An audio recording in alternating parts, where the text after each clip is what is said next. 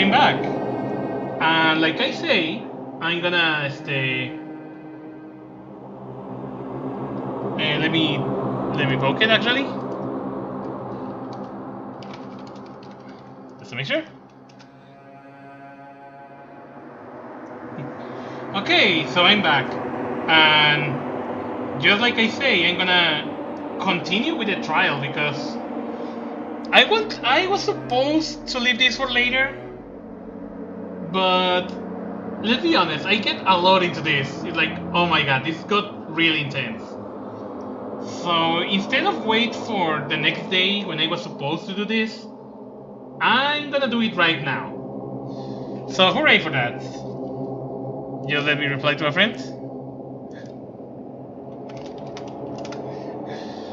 So yeah, we are ready for the trial. So I'm gonna type that. Okay, my chat is working perfectly. Yeah, let's begin with the case. Oh, I almost forgot to take my derpy dino flop there. Oh my god, I'm so hyped for this. You had here Monokuma proclaim, and they were gathered by the red door. 3, 4, 5, 6, 7, 8. And as soon as we are all there, Monokuma appears! Why there is 2 Monokumas? Has multiplied? Wrong! Not multiplication. It just logged that way because of an illusion. I'm moving so fast it only looks like I've multiplied. Can you guys tell which one is the real Monokuma? Can we just get in the elevator already? Boy, tough crowd. You're not playing along. Stop talking. We're not here to play with you. Okay, fine. Hey! Then if everyone's here and ready to go, please board the plane train elevator. I'll see you guys up there. Let's go. Please! Hold on, I'm not mentally prepared yet. What the heck? You will never be mentally prepared. You can't run away anymore, hero. You're gonna pay for your sins. I told you already, don't do it, for serious. That reminds me, did you ever find the other custom or the note? Well, no, but... How unfortunate then. I will say we have our culprit. Hey. This is not a place to talk about it. Say your accusation for when we get to the courtroom. That's right. She's right. Let's get down there first, then the story can really begin. Yeah, good idea.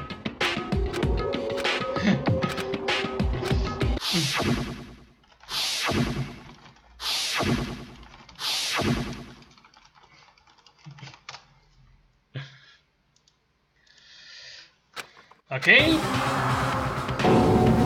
Someone right here. Yeah, someone right here is a killer. Or maybe 2 people here. Yeah, Makoto, stop with your things. Stop with your poetry right now. 4, 5, 6, 7. Oh my god, we're 8?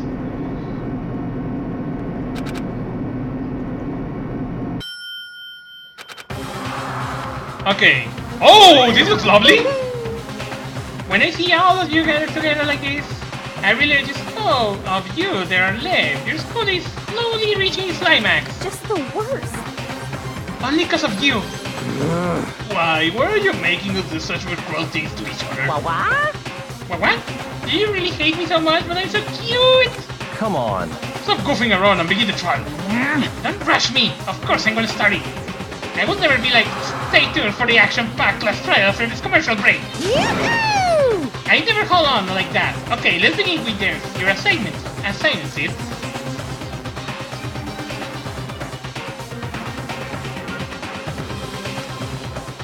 Okay, so we're ready to start this crazy. Yeah, stop. Yeah, I want to save. The Witcher, right? Oh, that Monokuma, I always love it. It looks so cute. He's like, yay, 2 murders! Okay, my set skills. Downshift. Reduce your aim speed. Robot jog. Increase your true bullet rate to fire, affecting your event and stuff. Melodious voice. Handwork. Allows you to reload 2 bullets at once, affecting during the bullet time battle. Okay. True bullets. Blue Star, Repository Doll, Hifumi's Glasses, Spotless Hammer, Repository Door, Equipment Room Bloodstain, Glasses Cleaning Clothes, Celeste's Account, Yasuhiro Message, Robot Justice Blueprints, the Robot Justice Custom, Yasuhiro's Account, the Broken Wristwatch, Kiyotaka's Strip of Paper, the Note Hifumi had, and the He Handbook. I'm not ready for this! But let's see. Let's begin with a basic explanation of the class track. If you can Yeah, fit we an know. I'll punish. Now then, to begin with, We already know who did it. was that? It was Hiro. He does not have an alibi for when the murders took place, and we found him in that suit.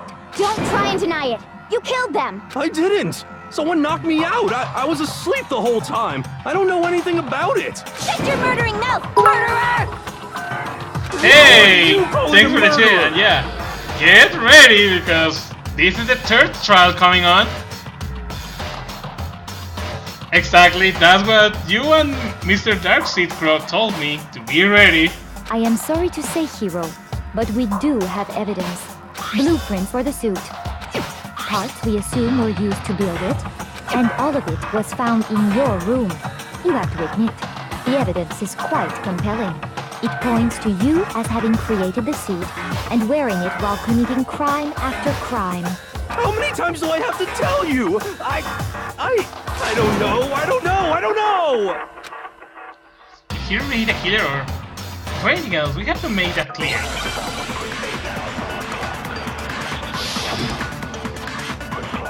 Oh my god, there's so many dead people already! Yasuhiro's message. Everything we found in your room. The blueprints, the suit parts, they are all proof enough that you are the culprit. I don't know anything about that stuff! It's not true, it's a conspiracy! Hiro, why? Why did you kill them? No! Just hold on a second! I mean, looking at the blueprints, the handwriting is awfully messy. If I remember the things. Everything we found in your room. The blueprints, the suit parts, they are all proof enough. No, wait. No, it's wrong.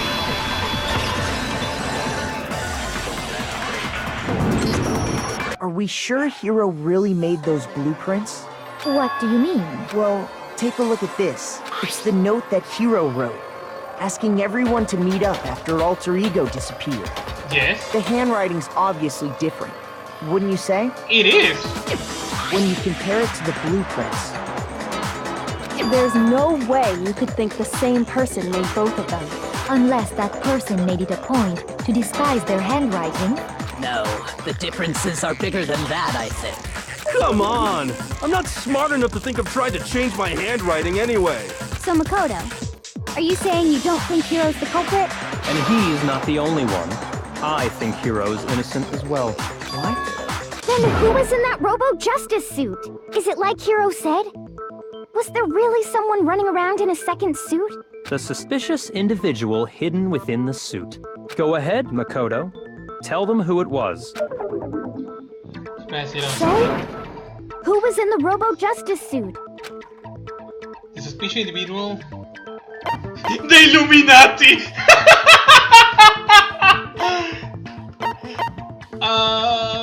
Hiro? My God! Other than Hiro, I can't think of anyone else it could have been. Obviously, he was the one in that particular suit, and we never found any kind of second suit. Then there can be no doubt. Hiro is the prime suspect. That doesn't make any sense. You just said Hiro didn't do it. It makes perfect sense. Hiro was the suspicious individual in the suit, but he's not the culprit. So what you're saying is... That's right. The culprit in this case has nothing to do with being in the Robo-Justice suit. What? What? Now that's a bold assumption. And what reason do you have to make such a statement? You do have a reason, yes? Of course. But before we get to that, there's something else we need to clarify first.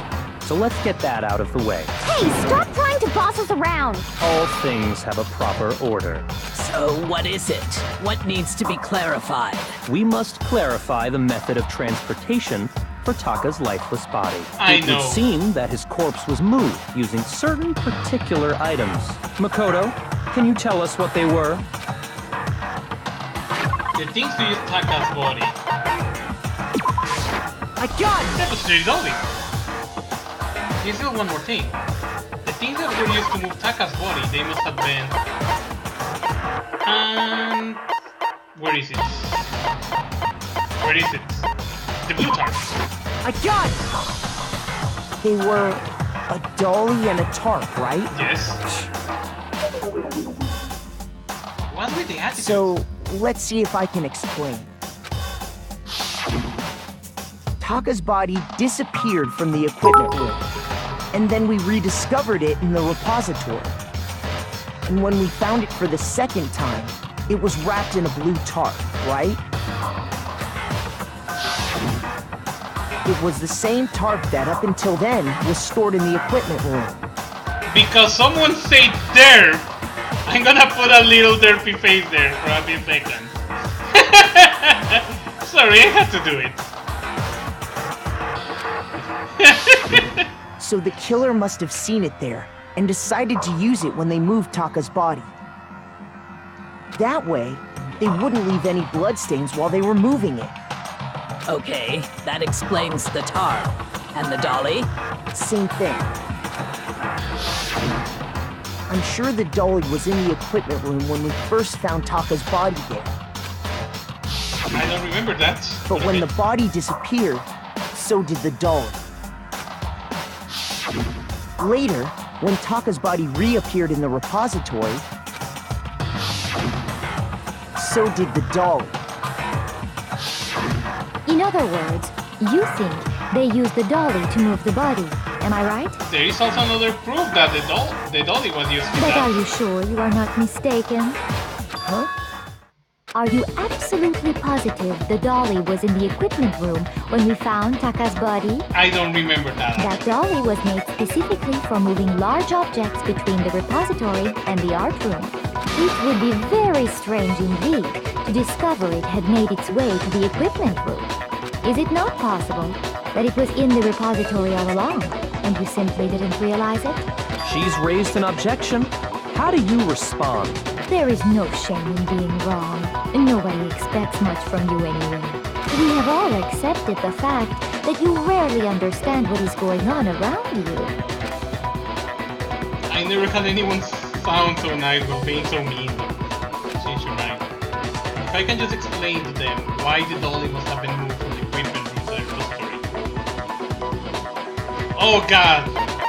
Another new element! Reloading!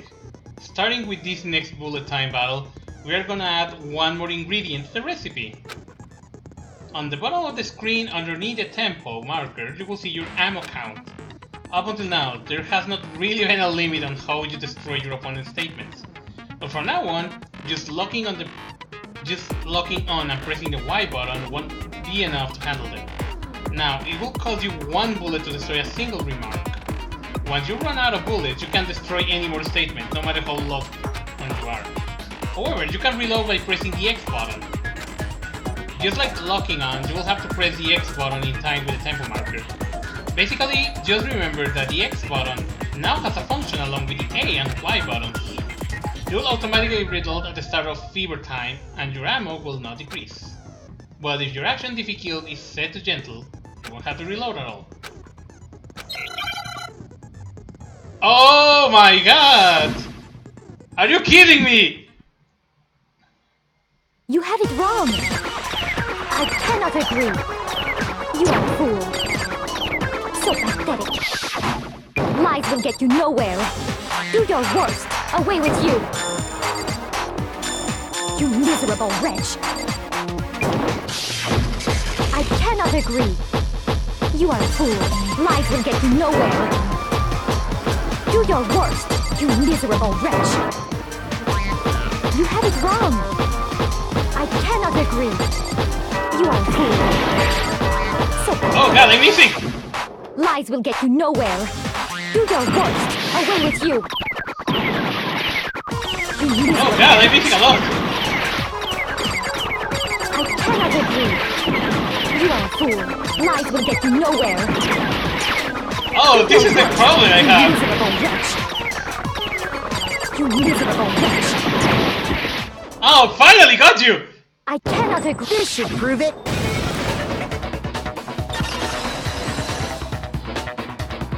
Man, that's negative If you're asking time. for proof that the dolly moved, I have it right here. When I found the dolly in the repository, one of the wheels had a blood stain on it. There was a pool of blood in the equipment room with a tire mark in it that matched the dolly wheel's tread. The killer probably rolled the dolly through the blood on accident as they wheeled the body out of the room.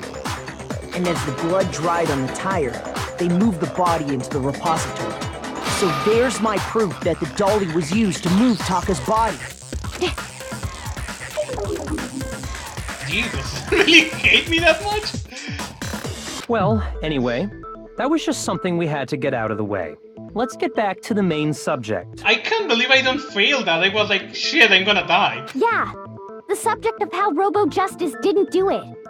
Because if it's not a killer robot, then what kind of robot is it? I'm not sure that really matters. I'd be happy to explain why the occupant of the suit couldn't possibly be the killer. If you look back on how the body was transported, it will become immediately obvious. Oh, right! You made a good assumption.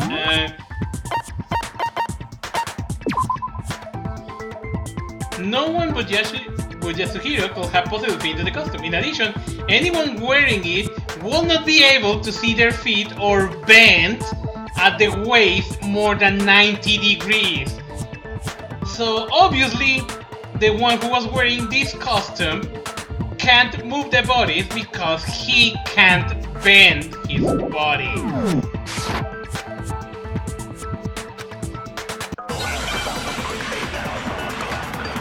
Yeah, Sahina mentioned that.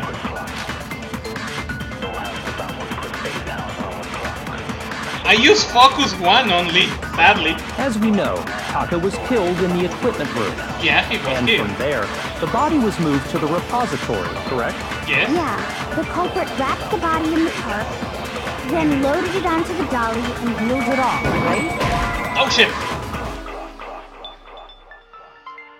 Shoot! Okay. I shoot the wrong As we one. know, Taka was killed in the equipment room. Wait a second.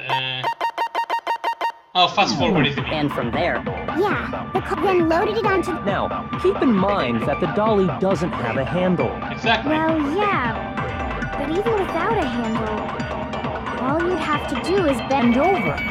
That's what he can't do. No, it's wrong. He can't bend over. You're absolutely right that you could push a dolly without a handle if you stoop down low. But if you were wearing that suit, do you think you could actually get into a position like that? Nope. What do you mean? Think back to what you said when we were all checking out the suit together. Remember? I'm blind as a bat in here. Can't see my feet at all. I'm surprised you go anywhere in this thing. I'm telling you, it was not me. And not to mention, you totally can't bend at the waist. Seems like a pretty obvious oversight. When you're in that suit, not only can you not see your feet, but you can't even bend at the waist. Am I right about that? Now that you mention it, yeah. it seems like it'd be awfully hard to push that dolly if you couldn't bend over. Well, what's to stop you from simply pushing the dolly with your feet? When you can't even see your feet? You really think someone could kick the dolly all that way? Yeah, it'd be totally impossible. Not that I can say for sure myself. On top of that, if you were wearing such a rigid, cumbersome suit, it's very unlikely you would have the dexterity to go about wrapping the body in a tarp. Can I save right now? Because I don't feel that's sure. Oh yes, I can save. Thank you. Okay, let's continue. Well, I mean, isn't that just a matter of taking off the suit when you're ready to move the body? That's absolutely no chance. One season, you can let it go. Hero's not strong enough. You can't take it off by got yourself. I don't think taking off the suit was an option. If you remember, I don't know what's up with this thing, but I can't actually get it off. A little help? Why would you make something that you can't take it off by yourself? I will make this stupid freaking thing. There's a cloth on the back that's keeping you from getting it off. It looks pretty sturdy. I don't think you can get it off on your own.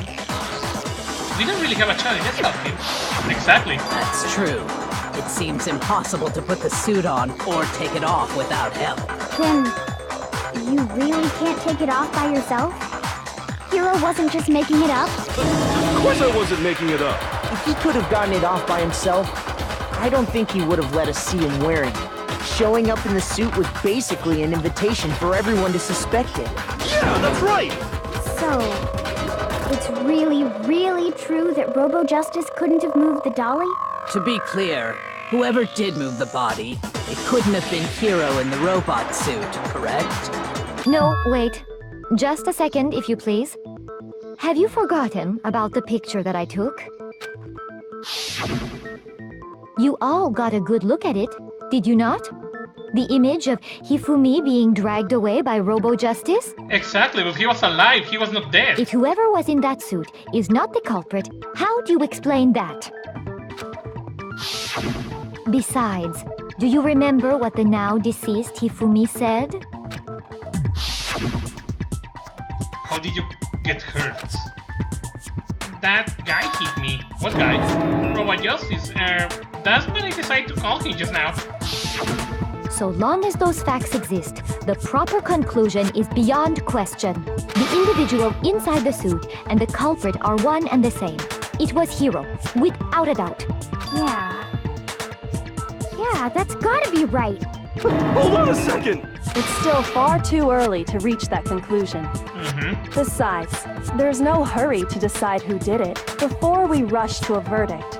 Shouldn't we explore every single possibility? Exactly. Instead of seizing on one viewpoint, the truth is uncovered by analyzing things from every angle. Perhaps, but where do we go from here? I'm doubting now of Celeste, actually. Let's review this series of unfortunate events from the beginning. Maybe we'll uncover something new. What a pain in the ass! I don't disagree, but our lives are on the line. If this is what it takes, we have to do it. Plus, maybe we'll get to find out where the heck Kyoko was when everything went down. All right then, let's take another look back at what happened. I suppose we could start with this morning. 4 of us gathered together in the dining hall. Makoto, Hina, Kyoko, and myself. We waited there for quite a while, but nobody else showed up, so we went to look for everyone. That was around 8 a.m. And as soon as we split up, Kyoko went missing. Soon after that, Hina found Celeste in the rec room and quickly came to get Makoto and me. It seems I was unconscious for about an hour after I was attacked by my mystery assailant. I know it was an hour because I remember being attacked a little after 7. That was when we saw Celeste's picture and discovered that her assailant had been wearing a strange costume. As it turns out, it was Robo Justice. It also soon became clear that this same Robo Justice had abducted Hifumi. We were soon joined in our search by Byakuya and Toko, and then went on to find Hifumi in the library. He was injured, so we took him to the nurse's office and resumed our search for the suspect. But not long after leaving the nurse's office... What's wrong? I saw shadows, something moving around at the top of the stairs. When Celeste told us that, we decided to split up and search the 2nd floor. And soon after that... I saw someone moving around on the 3rd floor, and I yelled out to everyone as soon as I did. Celeste, what's wrong? That was already indiscreet for someone like you. I saw him, the strange costumed man. He ran off as soon as I screamed. I was blocking the stairs, so he headed further down into the hallway and disappeared. And then... Huh? What was that? That came from downstairs. It must have been... Hifumi. He's in the nurse office. Wait. Celeste and Asahina were with us. At that point, we decided to divide up into 2 groups. Celeste, Hina, and I went back to the nurse's office. Exactly, so Celeste and Hina can't be the killers. While Sakura, Byakuya, and Toko chased after the suspect. I kind of When we blame got back Toko, to the nurse's office, we found Hifumi. but not the assassin face of her, but her actual self. And that's when we heard the body discovery announcement. I left Celeste and Hina there and headed back to the 3rd floor to let the others know what had happened. I'm between that and Kirigiri. And Kyoko Kirigiri. Meanwhile, we had just discovered Taka's body in the equipment room.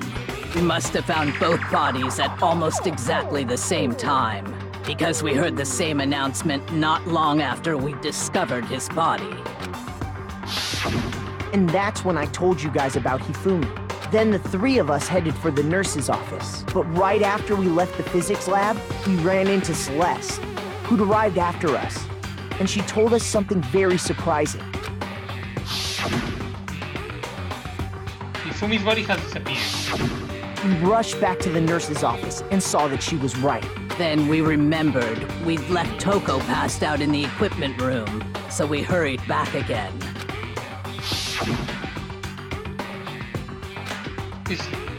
Are we seeing all these or something? But when we got there, we discovered that now Taka's body had also gone missing. Next thing we knew, we were searching the school for 2 missing dead bodies. And after some time... Celeste informed us that she'd found the bodies, and we all headed to the repository, which is where we rediscovered the corpses. I think that about covers it. I see. The whole thing sounds exceptionally complicated. It certainly seems to me that these are not a simple series of connected events. Okay, well, if that's true, then what? Rather than a single series of events, I think we have to consider each murder a separate situation. And from there, we can uncover the contradictions surrounding all of them. Now then, let's get started, beginning with what happened to Taka. The question in what happened to Taka. In order to uncover the truth in this case, I have to find them no matter what. Okay, this is a really strange case. This kind of made me thinking.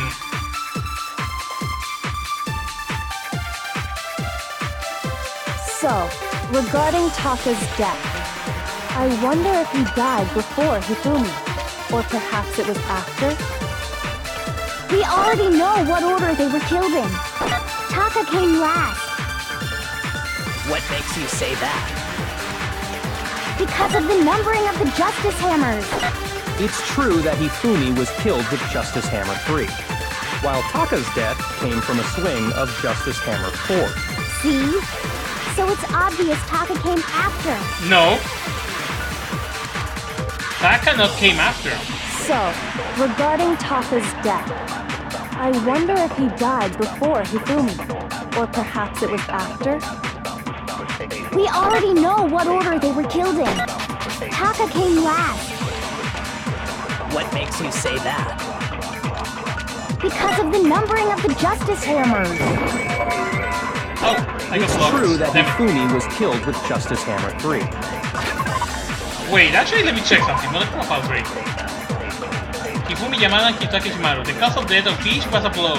It's thought that they were both killed with a similar weapon. While Taka's death came... See? So it's obvious Taka No, came... we don't know the order. So, I wonder if he... Or perhaps it was after... We already know what order they were killed in. Oh. We don't fucking know the order. And besides, it was not... So, Like that. I wonder if... Or perhaps it was... We already know what order they were killed in. Taka came last. What makes you say that? Okay, this is interesting. Because of the numbering of the Justice Hammers. Wait, that's not... Oh shit, so that's not right. Wait, so I need to use the bullets.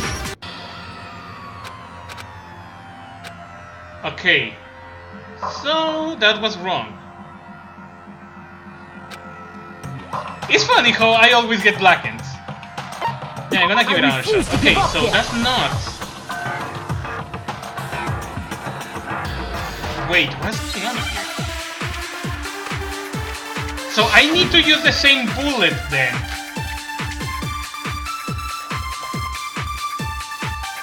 So, regarding Taka's death, I wonder if he died before Hifumi, or perhaps it was after? We already know what order they were killed in. Taka came last. What makes you say that? Because of the numbering of the Justice Hammers. It's true that Hifumi was killed with Justice Hammer 3. No. While Taka's death came from a swing of Justice Hammer 4. See? So it's obvious Taka came after.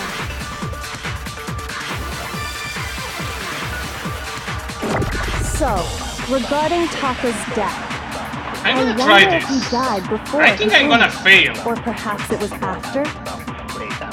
We already know what order they were killed in. No. Taka came last. What makes you say that? Because of the numbering of the Justice... No, that's wrong.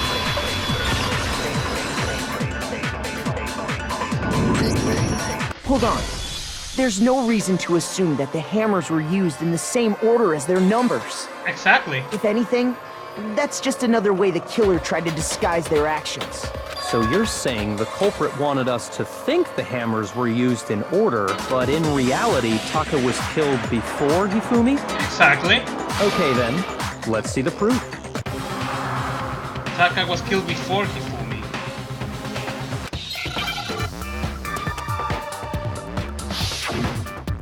Okay, I think I know what it is. Yeah, I know what it is.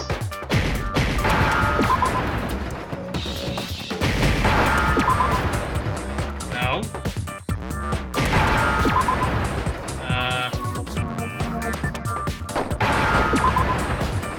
Now I know this. Oh, I clicked the wrong letter. The wristwatch. Now I understand.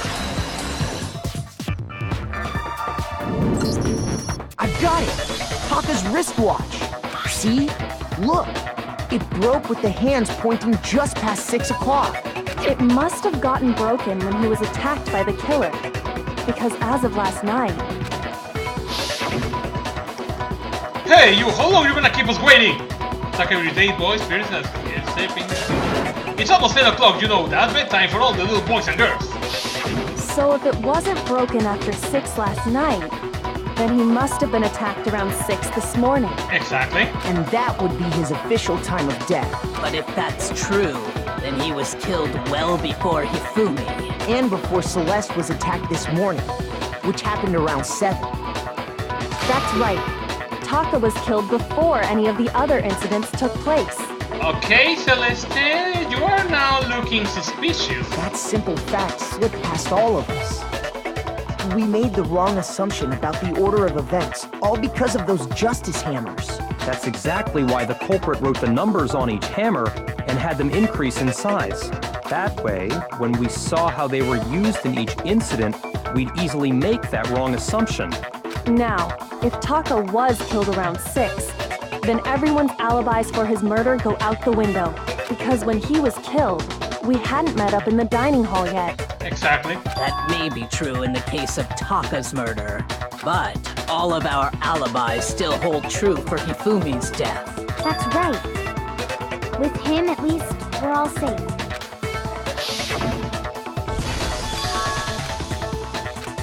Wait, Celeste got attacked at 7. She said they got attacked When we earlier. heard Hifumi screaming, we were all together. Except for Hiro and Kyoko.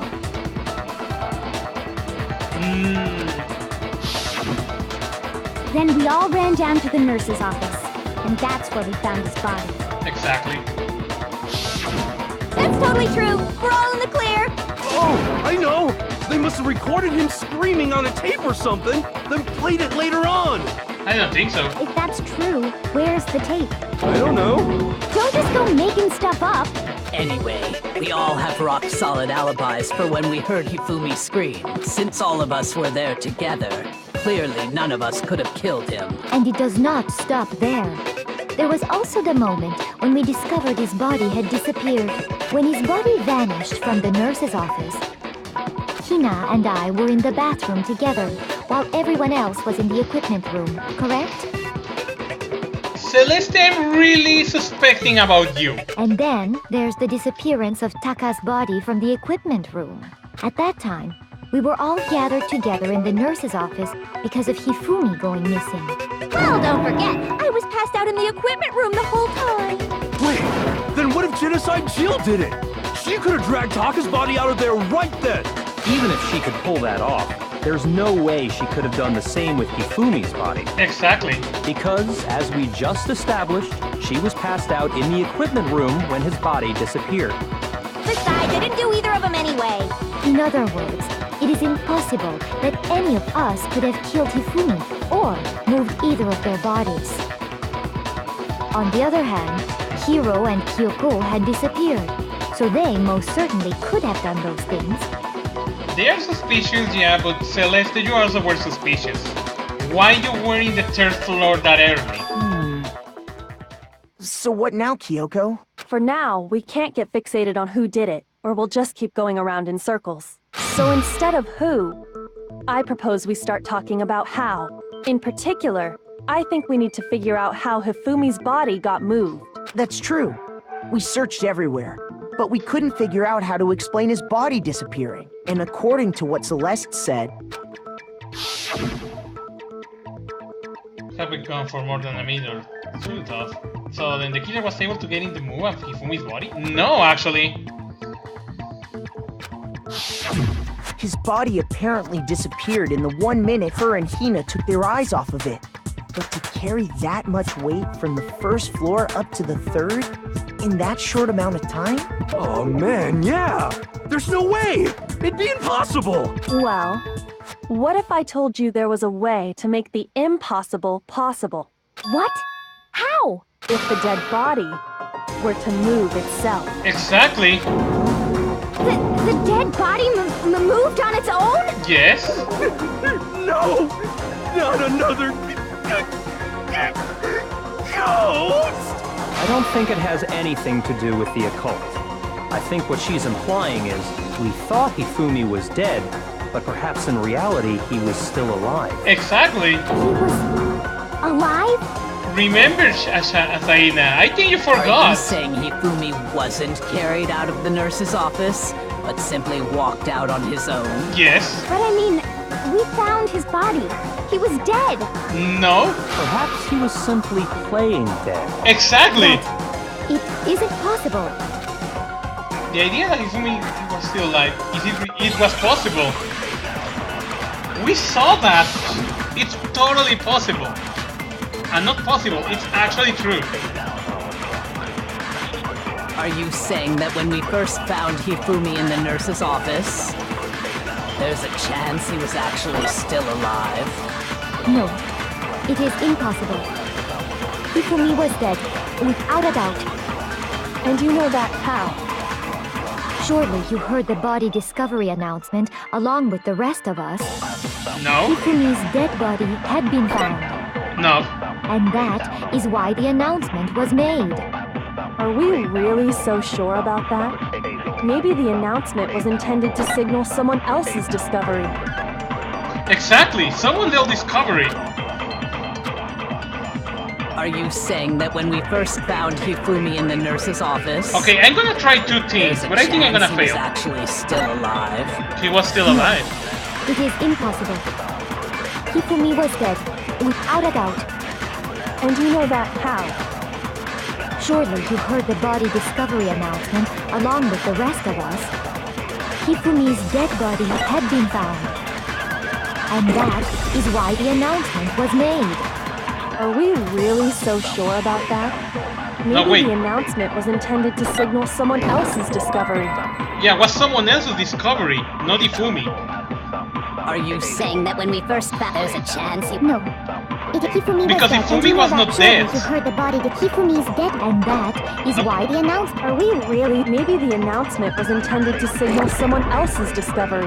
Exactly, someone else's discovery. Are you saying that when we first... There's a chance he was actually... No, it is impossible. It's possible. Hifumi was dead, without a doubt. And you know that how? Surely you heard the body discovery announcement, But was not along for with the him. rest of us. Hifumi's dead body had been found. No, it's wrong. They found Taka's body because Hifumi was not dead. Was the body discovery announcement that was made really intended for Hifumi? No. Of course it was. The announcement played right after we discovered his body. But Sakura, Toko, and Byakuya actually found Taka's body at the same time. Maybe. But that was also the same time that Taka's body was found. That's right.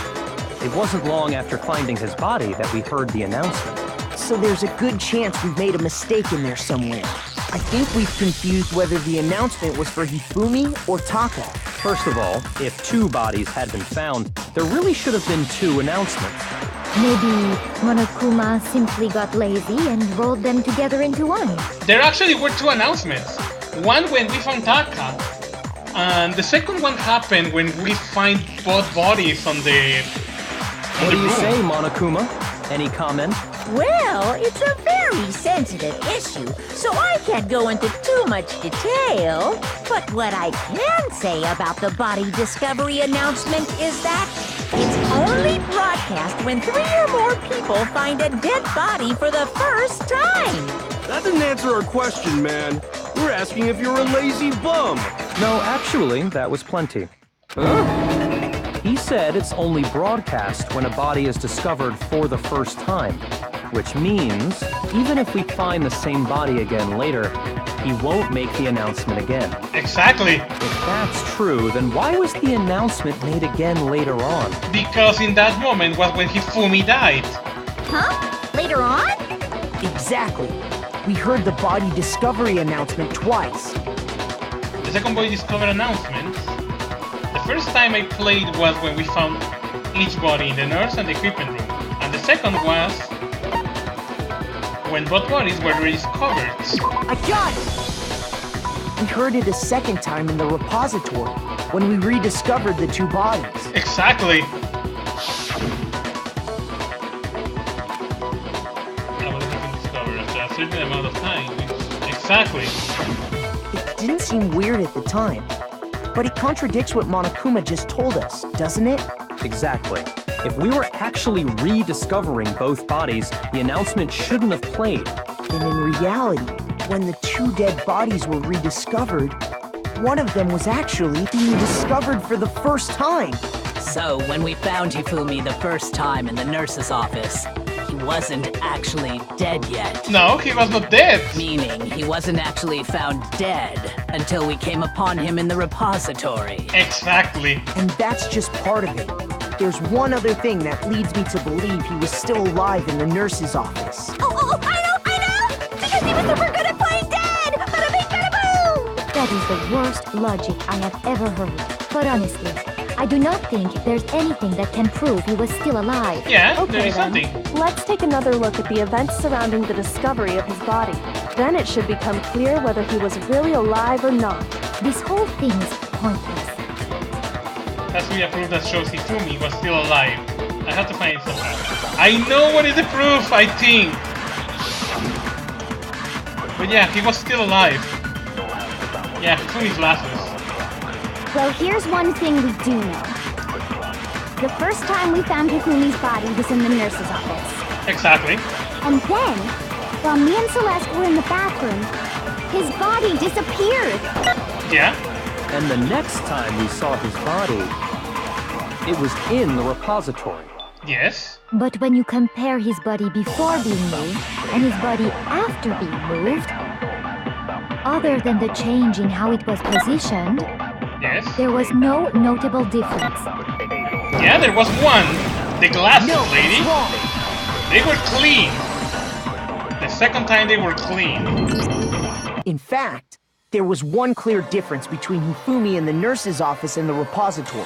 His glasses. That fact alone proves that he was only playing dead in the beginning. Perhaps you'd like to fill the rest of us in? Of course. When we found Hifumi in the nurse's office, his glasses were covered with blood. But when we found him again later in the repository, they were spotless. And I found the item he used to wipe them clean in the nurse's office trash can. Yeah, the glass cleaning cloth. I got it! It was a glasses cleaning cloth featuring a certain cartoon mascot. One look at the bloodstain on the cloth should make things clear. This piece of cloth was used to wipe Hifumi's glasses clean. And the mascot on the cloth is the same one that's on the digital camera, right? And whose digital camera was it? Hifumi's, of course. The character was Princess Piggles. From Demon Angel Pretty Pudgy Princess, I think. I highly doubt anyone but Hifumi would have brought something like this to school.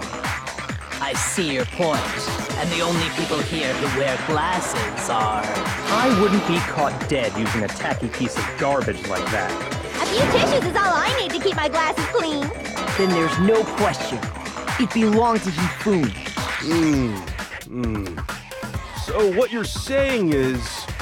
what exactly? What I'm saying is, the blood on his glasses was wiped away using his own glasses cleaning cloth. Even if that is true, it does not mean he wiped the blood off himself.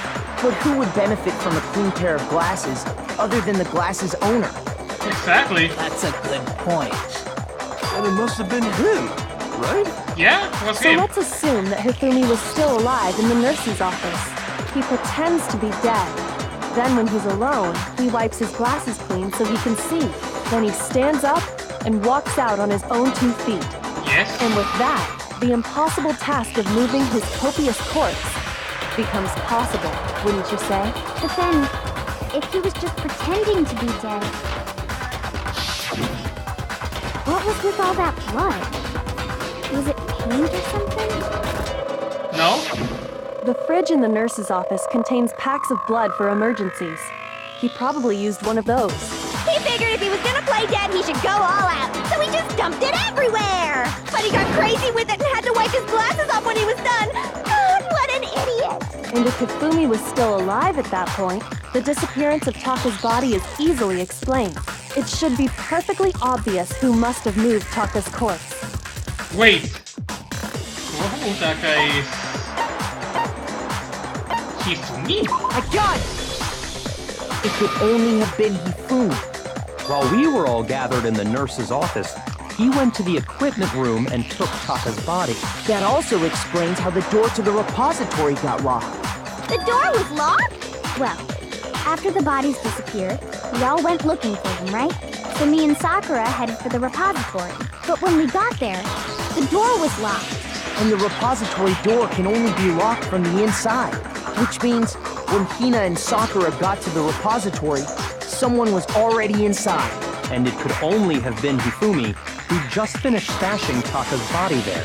He convinced us all he was dead, and when he saw his chance, he dragged Taka's body to the repository. So, Hifumi wasn't just another victim in this case. He was one of the assailants. But that means he took part in the murders. I just can't believe it. If you're having trouble, would you like me to show you one more piece of evidence? There's more?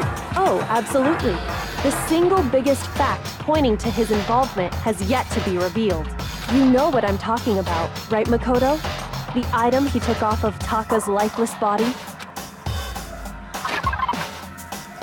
Yeah? Where is it? This note. I got it! You're talking about the note Hifumi had hidden away, aren't you? Hidden note? That's right. We found it stuffed in his pants. What? In his pants? Yes, his pants. Okay, well, forget about the pants for now. Take a look at what the note says. I found a hole. Maybe we can use to maybe we can use to escape. Monokuma can find out, so don't tell anyone else for now. Let's meet in the equipment room at 6 a.m.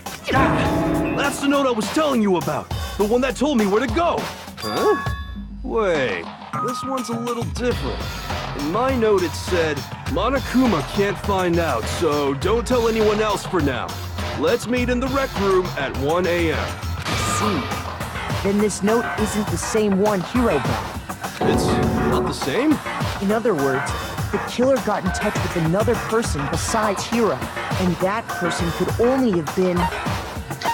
Hifumi Pants! Taka. I got it! That's right! Taka! The killer used this note to draw out Taka and murder him. Hello? Over here! Objection! Objection! I don't really understand what's going on, but Hifumi had that letter, right? So whoever wrote it wasn't drawing out TikTok, they were drawing out Huffy! Just to be clear, TikTok is Taka and Huffy is Hifumi, right? Oh, yes! Why must you ruin it every time? Oh lol, Hifumi Pants. Oh god, no. Selección extensa. Oh my god. I knew it! Pants are evil! Broken wristwatch, Hifumi glasses, cleaning clothes. Huffy had the note, right? Yes? Then the person it was intended for must have been Huffy! No? But remember what the note said. What time did it say to meet? 6 a.m., I believe. The time doesn't matter! The note has nothing to do with TikTok! It has something to do with him, but I was a little slow. Huffy had the note, right?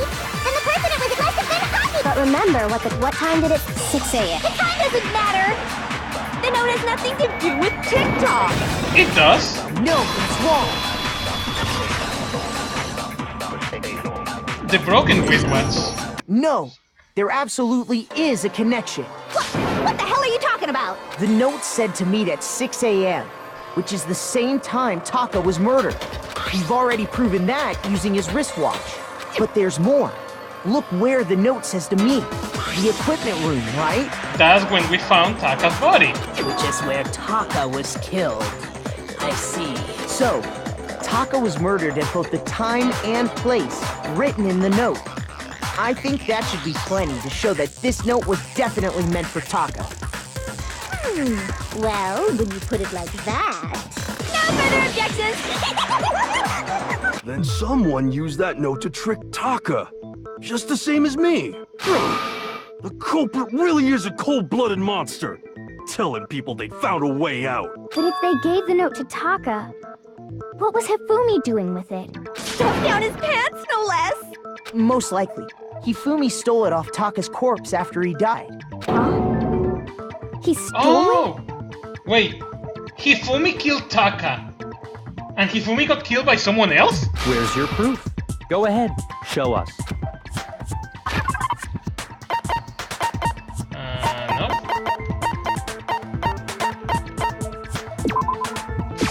I got it! When I searched Taka's body, I saw that his lifeless hand was gripping a small scrap of paper. If I'm right about this, the sheet of paper this piece came from is... I knew it! It fits perfectly with the note we found hidden on Hifumi. Then Taka's scrap and Hifumi's note. Yup, they're from the same piece of paper. Hifumi had the note meant for Taka, while Taka's corpse still grasped a small piece of that note. There's only one way to explain it. Taka died clutching the note. Hifumi tried to free the note from his death grip, leaving behind only one small scrap. Did I get all that right?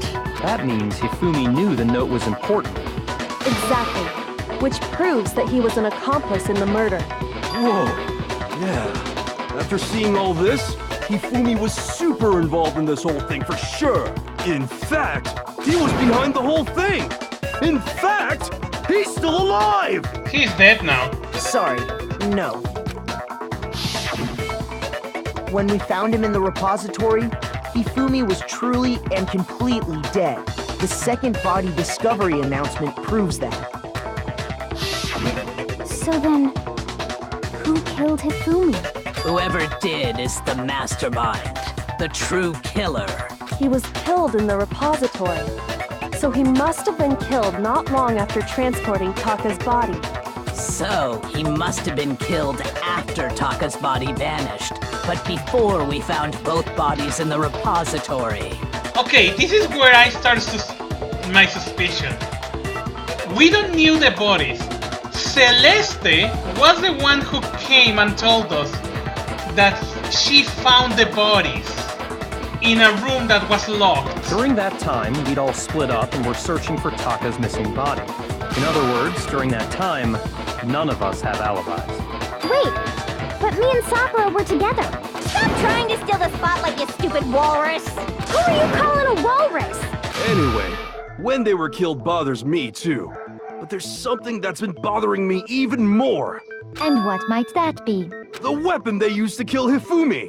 The weapon? Yeah, because I mean, according to the Monokuma file, the way Taka and Hifumi were killed was almost the same, with them having similar fractures and all. But Justice Hammer 3 and 4 were still laying around in the nurse's office and equipment room, right? So if Hifumi was killed in the repository, the culprit would have had to grab one of the hammers, kill Hifumi, Exactly. and put the hammer back where they found it. But wouldn't that be seriously risky for him? I'm surprised. It seems there's some semblance of a brain knocking around that skull of yours after all. Hell yeah, it's packed in there good and tight. He's right, though.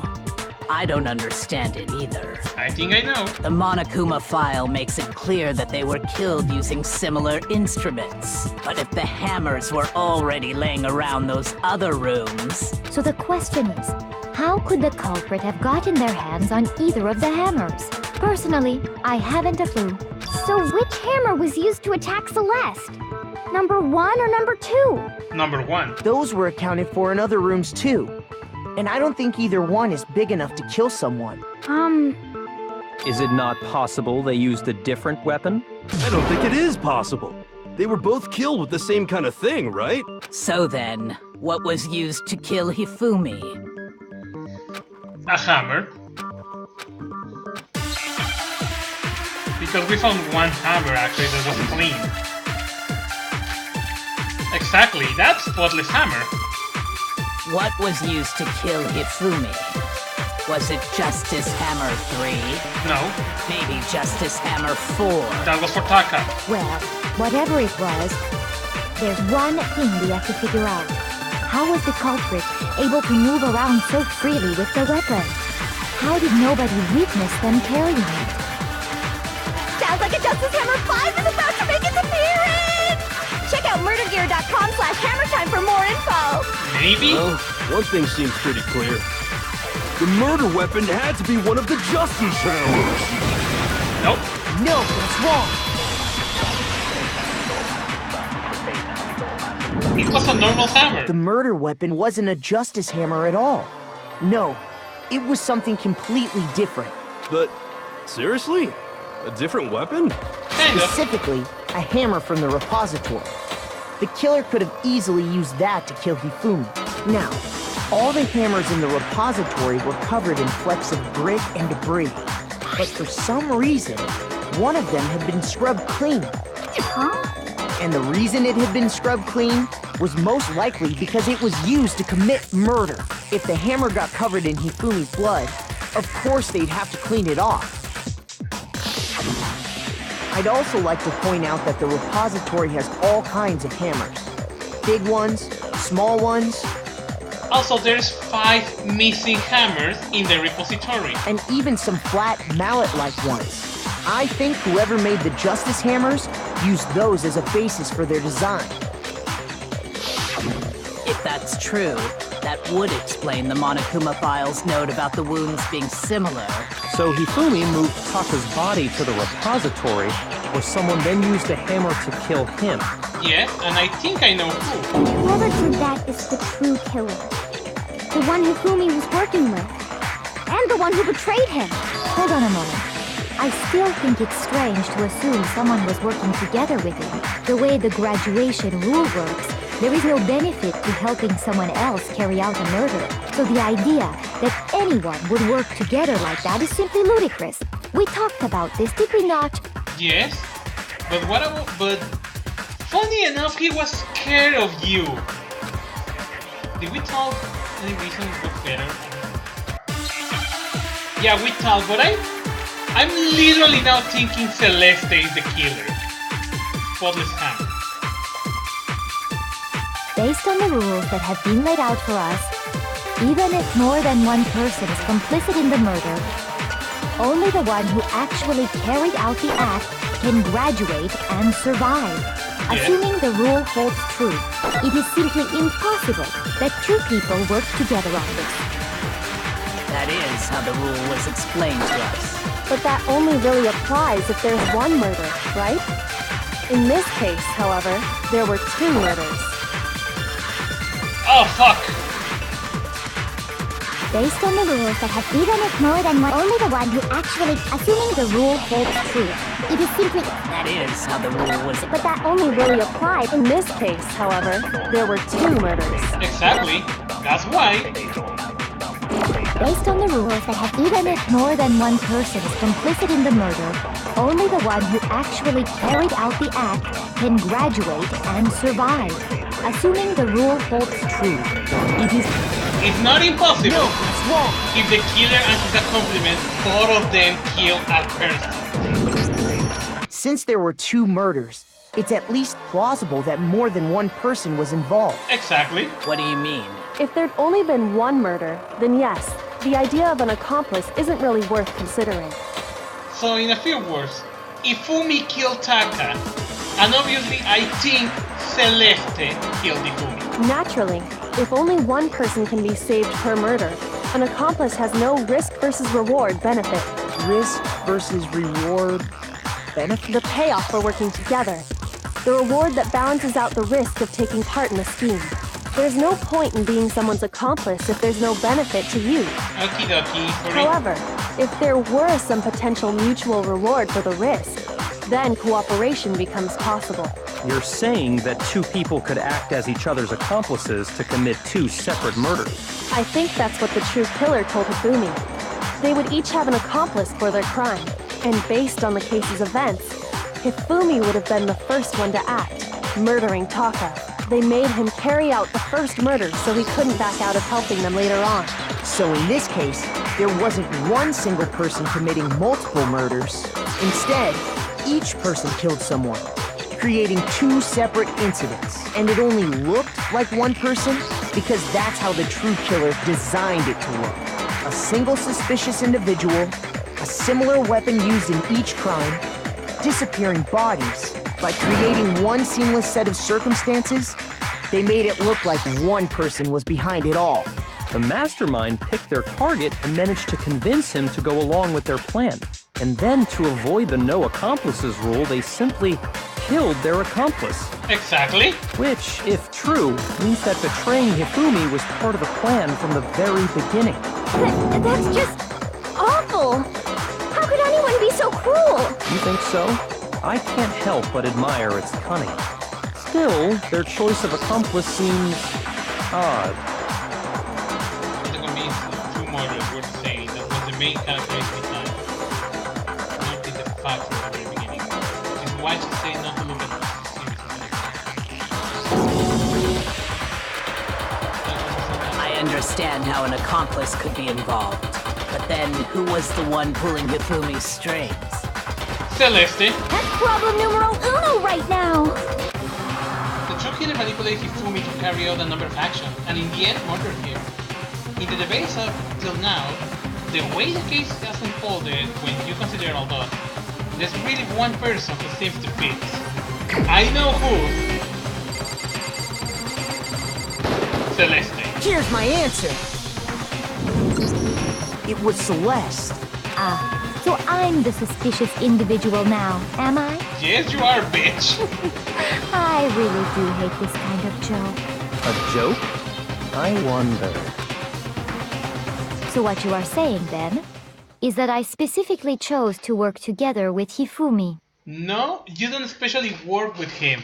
We saw that, I think, the second day, when you exploded at him, when you asked him for a cup of fucking tea. The idea that I would choose to spend any amount of time interacting with him, that I would go within 10 feet of that shit-brain, that lazy, worthless goddamn idiot! Pardonnez-moi. Just to be clear, there is evidence to support it. Yes? Is that so? It is. Throughout the investigation, there was certain behavior that was common only to the two of you. Considering what we've learned so far, it only further proves that the two of you were working together.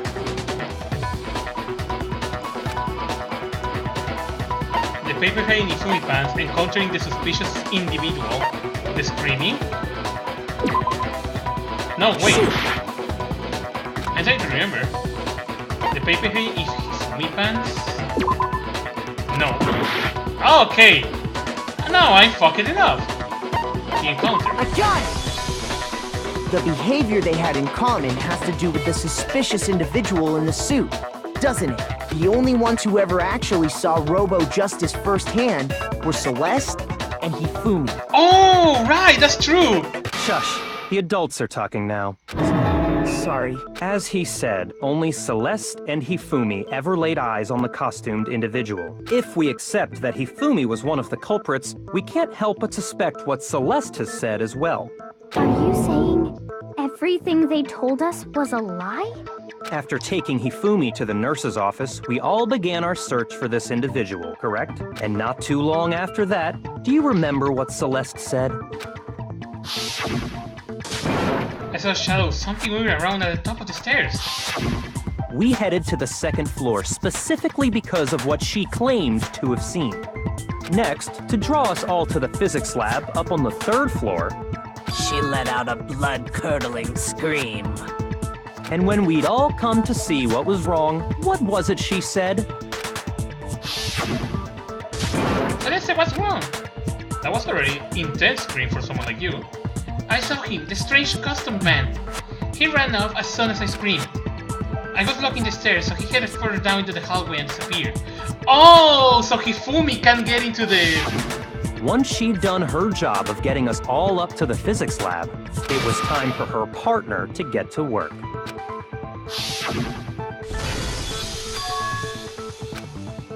What was that?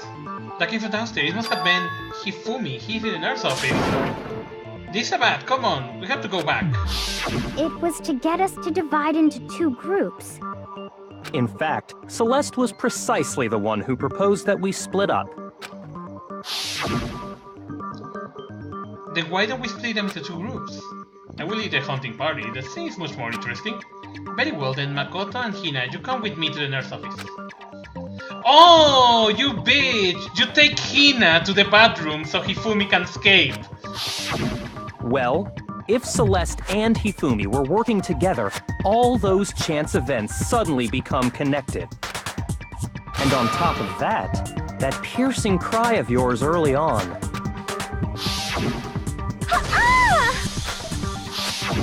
That was to signal Hifumi, wasn't it? It was your way of telling him, we're on the third floor, everything's going according to plan. Why else would you let out a scream that could have carried across the sea? I just realized another strange thing. When we found Hifumi in the nurse's office, who we now know was only pretending to be dead. I certainly was not expecting this. I did not imagine that Hifumi would be murdered. Celeste, you were the first one to say he'd been murdered. You wanted to make sure we wouldn't have any doubt in our minds. I don't believe it. Everything. Hina, you were with Celeste when Hifumi's body disappeared, right? Yeah. I was feeling kind of sick, so Celeste took me to the bathroom. Exactly. Wait! Then that was... She wasn't worried about you. She just saw a chance to help Hifumi sneak out of the nurse's office. Each piece isn't much by itself, but start putting them together and the picture gets very ugly indeed. Wouldn't you agree, Celeste? I have no idea what you mean. Don't bother trying to deny it. You made one fatal mistake. Oh, did I? I didn't even catch it myself when you first said it, but looking back, I can say that that one little slip-up was your undoing. What are you talking about? I'm talking about what you said after Hifumi's body disappeared and we returned to the nurse's office. They must really be enjoying this. Enjoying the sight of us standing around frightened and confused. We're all going to die here. We're going to die. Just look, this guy died. I remember her saying that too, but I don't understand what's so strange about it. Celeste is the one who says about adaptability, and suddenly she broke like nothing. Then pay attention. Sakura, Toko, and I were first to discover Taka's body in the equipment room. Then Makoto showed up and told us Hifumi had been killed. So Sakura and I left with Makoto. Once we were in the hall, we ran into Celeste, and the four of us headed to the nurse's office. Now, the entire time we were together, none of us said anything about Taka being dead. Think about it. Celeste's comment doesn't make sense. It was completely out of place. Yeah, and he's the only one who can work with fucking Hifumi, so... Yeah, I see what you're talking about. Although It was I don't really obvious get what it means. after the moment when we discovered that, well, Hifumi had been killed, and there was an accomplice, so it was obvious who was, because there was only one person who had manipulated Hifumi like he wanted since the third or fourth day in the academy. You hear that, Celeste? Everyone's having some trouble understanding. Could you repeat what you said? If you're really not the culprit, you shouldn't have any problem repeating it, right? She is a fucking culprit, of course. Celeste's comment doesn't make sense, but what is he alluding to?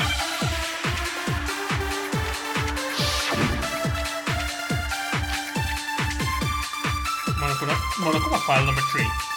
All I said was, they must really be enjoying this.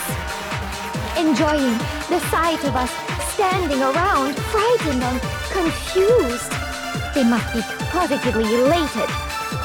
We are all going to die here. We are going to die, just like those guys died. And that is all I said. And that's all it takes to finish this.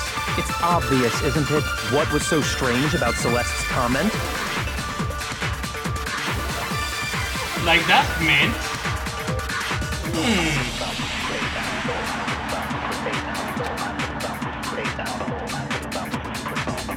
Wait. All I said was, they must really be enjoying the sight of us. They must be positively elated. We are all going to die here. No. We are going to die, just like those guys. And that is all. And that's all it takes to There is finish. What one was so thing. strange about Celeste's comment? So strange. I know what is so strange.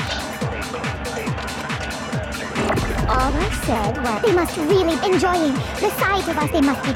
We are all going to die here. Exactly. We are going to die. Like those guys died. Nothing's wrong.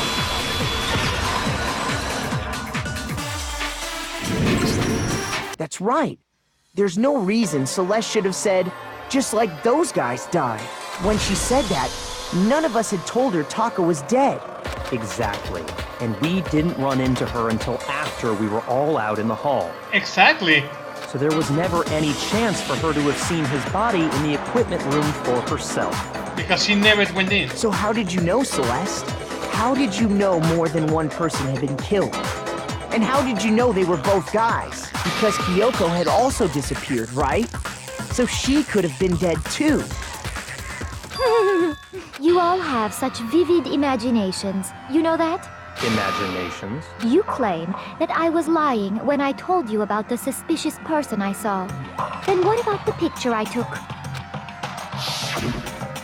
How do you explain this picture of the costumed villain dragging Hifumi away? It has to be some kind of setup, right? So let's put the suit on. And then she used the camera's timer to set up the picture. The camera have no timer. Have you so quickly forgotten? You are the only one who could have possibly fit into that suit. Plus, I happen to know that this particular camera does not have a timer. In other words, it is an unassailable fact that this is a picture of Hifumi being dragged away. If everything I told you was a lie, how can this picture exist? Simple. Are we sure that's really a picture of the suspect dragging Hifumi away? What could you possibly mean by that? Surely there are other explanations than the one you've offered up. No, there is no other explanation. Other explanations? It was not a picture of the suspect dragging Hifumi away. The only other possibility is Hifumi is dragging the suspect away. I got it! It's not a picture of the suspect dragging Hifumi away. I would say it's a picture of Hifumi dragging the suspect away. That's certainly within the realm of possibility. The one being dragged off in that picture isn't Hifumi, but the person in the robot suit. We've simply been led to believe that it's the other way around. And the strange costume might only exist to lead us astray even farther. If you saw someone wearing something like that in this situation, of course you'd notice and be suspicious. Exactly. That's what happened! You put me to sleep and made me out to be the bad guy in all this! Such a thing is utterly impossible. It's possible, because he actually says that he got a note that says, meet me at the rec room at 1 a.m. And he says that he falls asleep. You can take the chance to put the costume on him and ask Hifumi to drag him away to his bedroom. And also taking the advantage to leave all the blueprints and everything inside Hiro's bedroom. Hifumi was dragging him away? Ridiculous. Yes. Is it? I don't think it's ridiculous at all. Then shut your mouth and allow me to educate you. Tete thinks she can prove that there's no way Hifumi was dragging suspect away. But is that really possible? Yeah, Hifumi was dragging him, because not only that, but also both had said that it's impossible to see. You dressed me up in that suit after I passed out. Then you just draped me across Hifumi and had him carry my weight. You tried to make me look like the bad guy. Like I said, ridiculous. As you can see in the picture, the suspect is standing perfectly upright. If the person inside the suit was unconscious, there's no way they could stand up straight like that. Oh. Then the fortune-telling idiot is the culprit after all! It's this one! No way! Yeah, I got it now. You dressed me up in that suit after I passed out. Then you just draped me across Hifumi and you tried to make me look like the bad guy. Like I said, ridiculous. As you can see in the picture, if the person inside the suit, but there's no way they could stand. No, that's wrong.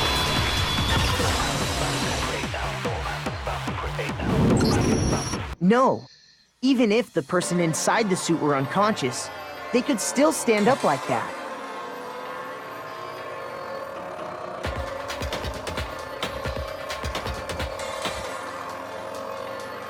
Okay. Because that Robo-Justice suit had a certain characteristic.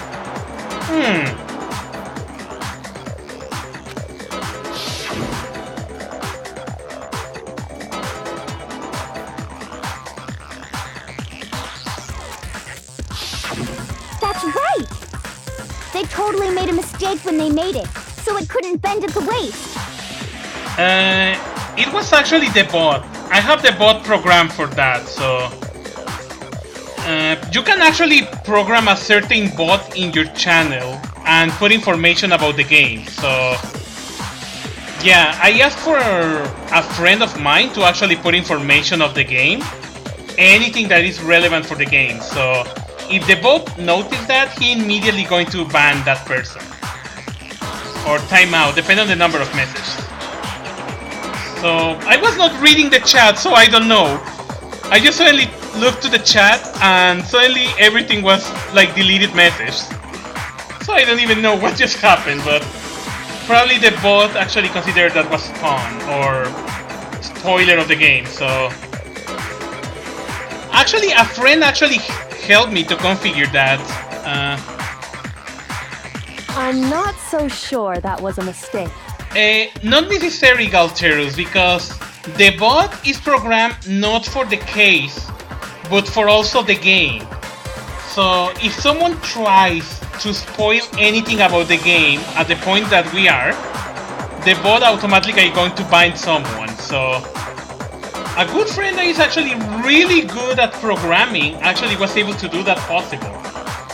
So that means every time I play a game, I won't have to worry about getting spoiled because the bot immediately going to ban that people. I think the suit was designed from the beginning to be used the way it was.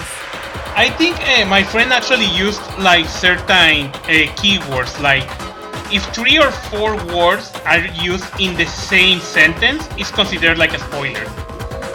Like for example, killer is and the name. The bot can consider that like a spoiler, and that is immediately a reason how to ban people. I think this has Celeste and Hifumi took the suit they'd specially designed and stuffed Hiro into it. Exactly. That's how they were able to fake that whole thing. The point of it all was to make us believe whoever was in the suit was to blame. Well then, I suppose this is checkmate. Yeah. Checkmate? It's a checkmate.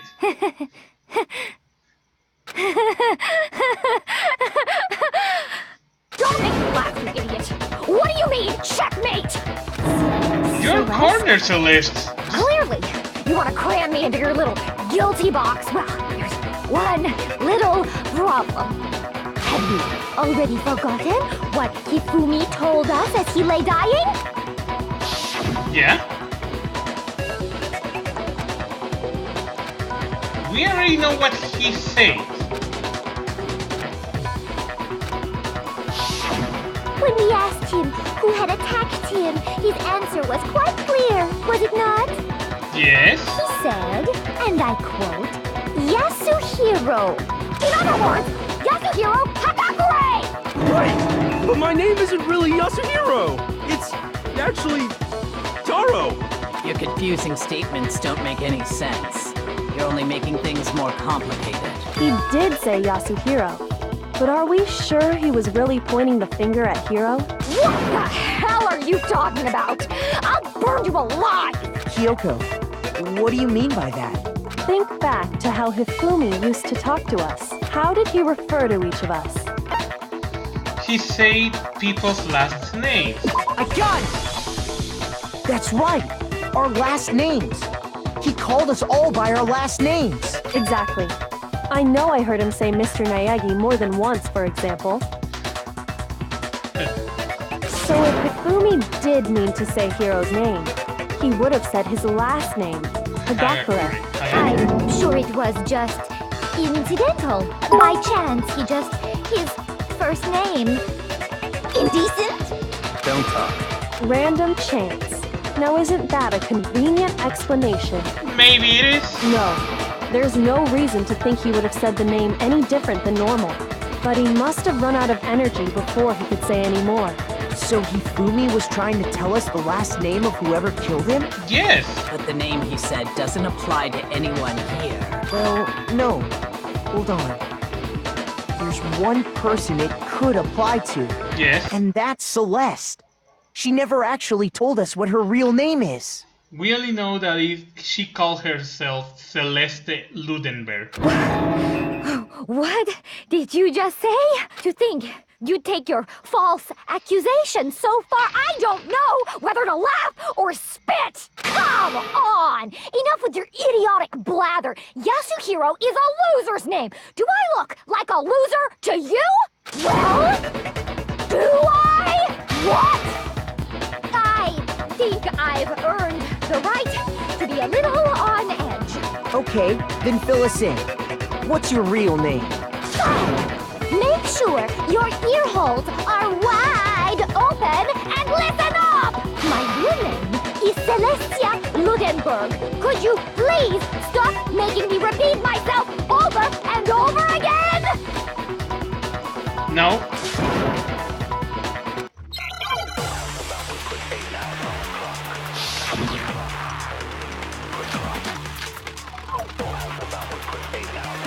That's not your real He name. was trying to tell us something. He wanted us to know the killer's last name, Yasuhiro. Exactly. If there's one person here who might have that last name, Celestia Ludenberg. You, Celeste. You haven't Exactly. told anyone what your real name is. How many times do I have to tell you? My name is Celestia Ludenberg! God damn it! Upside down. How long do you plan to go on pretending? I'm not pretending. It's the truth. And since you have no way to contradict Yeah? Your e-handbook. The e-handbook have your real name. That's it! The handbook! what? Anytime you turn your handbook on, it shows the owner's name when it boots up, right? Exactly. Monokuma told us all about it before. This handbook is a solid bit of to heal school life, so don't lose it. When you start it up, it will display your name. Always make sure you have the right one. Now, it's not your everyday notebook. It's so many more to use than that. So all we have to do is check her handbook, and that'll clear up everything. That's how we can find out Celeste's real name. That's an invasion of privacy. I refuse to cooperate. Then that means you are the guilty if you are refusing to cooperate. Celeste. I think it's because the name of electronic handbook. That's why probably they put it e-handbook. Can you please just tell us what really happened? Please. Just tell us. Even when I'm put in check, it's just my nature not to give up. Because until the game's over, you never know what might happen. Fine then.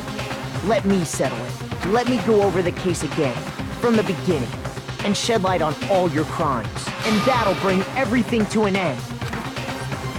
Okay, time for the comic.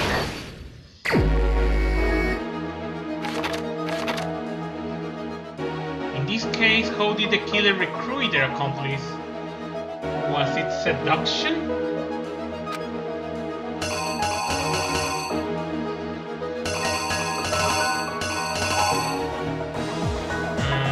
Okay, I'm trying to remember.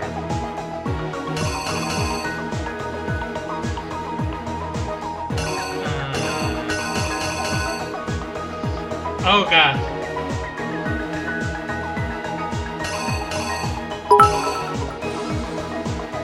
Okay, let's try this. Because they are talking. What time did the killer call the victim to the room? The victim to the room was actually at 1 AM. Was the killer someone first?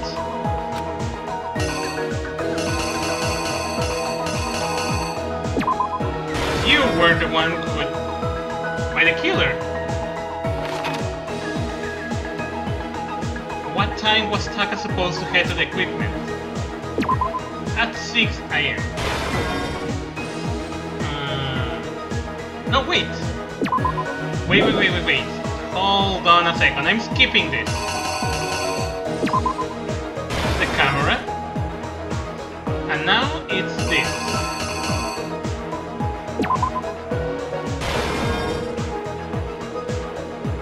Okay.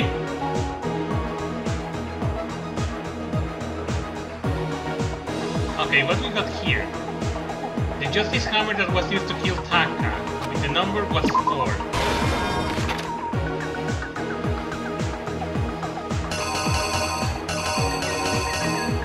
Oh my god, we got pictures from other comics!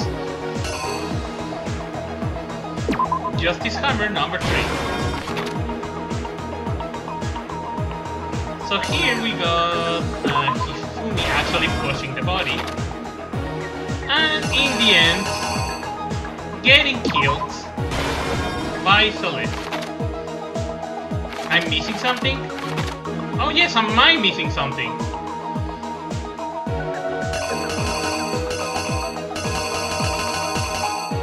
Oh, the hammer number 2. The killer is you! Before anything, the killer persuaded someone to help carry out the murder. And that person was...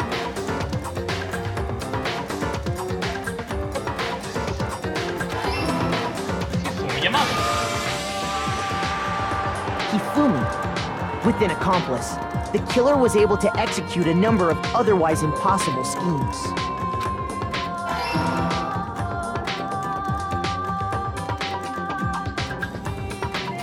First, they convinced someone to meet them in the rec room last night at 1 in the morning. That someone they met with was Hiro. The murderous duo intended to pass Hiro off as the prime suspect. So when they met up with him, they drugged him, knocked him out, and stuffed him into the Robo-Justice suit.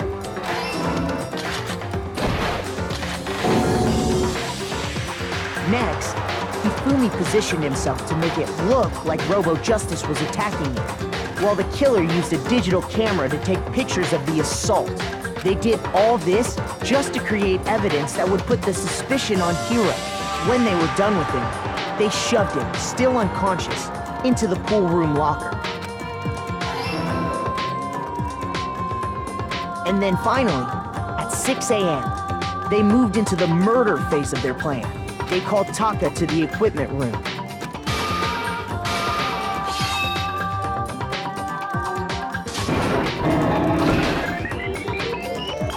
And that's where Hifumi killed him, making it the scene of the first murder. The murder weapon was Justice Hammer 4, which was left there in the equipment room. The reason Hammer number 4 was used was to create confusion about the order of the crimes. So, next they falsified 2 more assault incidents. For these attacks, the killers pretended to be the victims, to solidify Robo-Justice as the suspect. The first fake incident was the attack in the rec room. There, the killers wanted us to see Justice Hammer 1, and the Robo-Justice pictures they'd taken.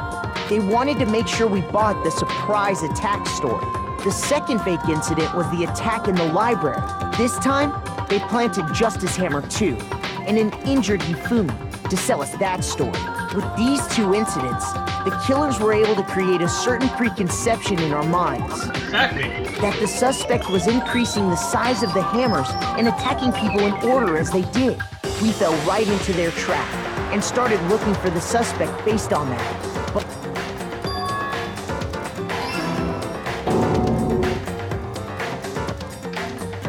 while we did that, we left Hifumi alone in the nurse's office.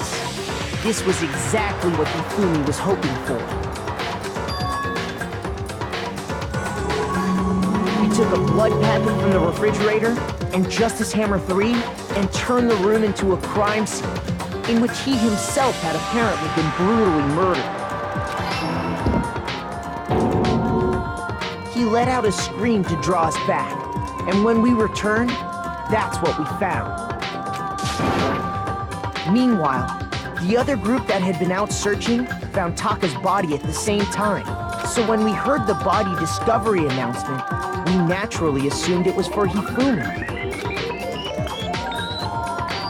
We left the nurse's office, and Hifumi once again took advantage of the situation. He simply got up and made his escape. When we learned his body had disappeared, we all rushed back to the nurse's office. And once again, Hifumi had the chance he was waiting for. This time, he snuck into the equipment room.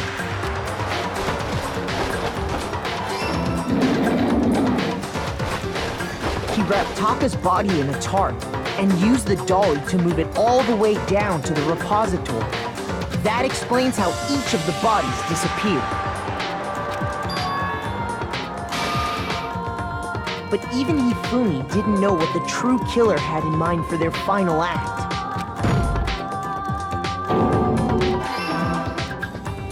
Their plan all along was to kill Hifumi and get rid of the one person who could betray them. And they did it using an ordinary, everyday hammer from the repository. That should cover everything that happened in this case. And the villain behind it all is...